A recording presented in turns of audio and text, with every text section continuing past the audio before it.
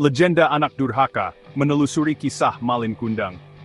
Indonesia, negeri khatulistiwa yang kaya akan budaya, menyimpan segudang cerita rakyat yang turun-temurun diceritakan. Dari sekian banyak kisah yang beredar, legenda Malin Kundang menonjol sebagai kisah yang syarat akan pesan moral. Kisah ini mengisahkan tentang seorang anak yang durhaka kepada ibunya dan mendapatkan kutukan. Kisah Malin Kundang telah diceritakan dari generasi ke generasi. Biasanya, orang tua menceritakan kisah ini kepada anak-anak mereka sebagai nasihat. Kisah ini menjadi pengingat untuk selalu berbakti kepada orang tua. Kisah ini juga mengajarkan tentang pentingnya rasa hormat dan kasih sayang dalam keluarga. Melalui esai ini, kita akan menyelami lebih dalam tentang kisah Malin Kundang. Kita akan mengupas tuntas cerita ini, mulai dari asal-usulnya hingga pesan moral yang terkandung di dalamnya. Pertanyaan mengenai fakta atau fiksi di balik legenda ini pun akan dikupas. Lebih lanjut, kita akan menganalisis unsur-unsur pembentuk cerita, seperti moral, lokalitas, dan supranatural. Perbandingan dengan cerita serupa dari budaya lain juga akan dibahas untuk melihat kesamaan nilai-nilai moral yang dijunjung tinggi di berbagai belahan dunia. Pada akhirnya, kita akan melihat relevansi kisah ini di era modern, dan bagaimana pesan moralnya tetap abadi. Perjalanan hidup Malin Kundang dari kemiskinan menuju pengkhianatan.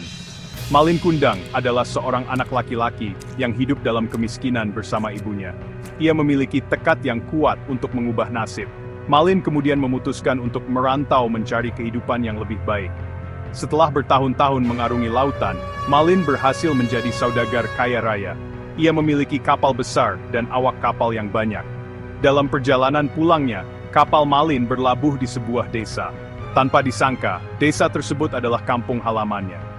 Kabar tentang kepulangan Malin sampai ke telinga ibunya. Sang ibu sangat bahagia mendengar kabar tersebut. Ia sangat merindukan anaknya yang telah lama pergi. Dengan penuh haru, ibu Malin segera mencari keberadaan anaknya di pelabuhan. Betapa hancurnya hati sang ibu ketika mendapati Malin, anaknya, telah berubah menjadi pribadi yang angkuh. Malin, dengan segala kekayaannya, hai kata ibunya miskin wan. Antara fakta dan fiksi, menggali jejak sejarah Malin Kundang.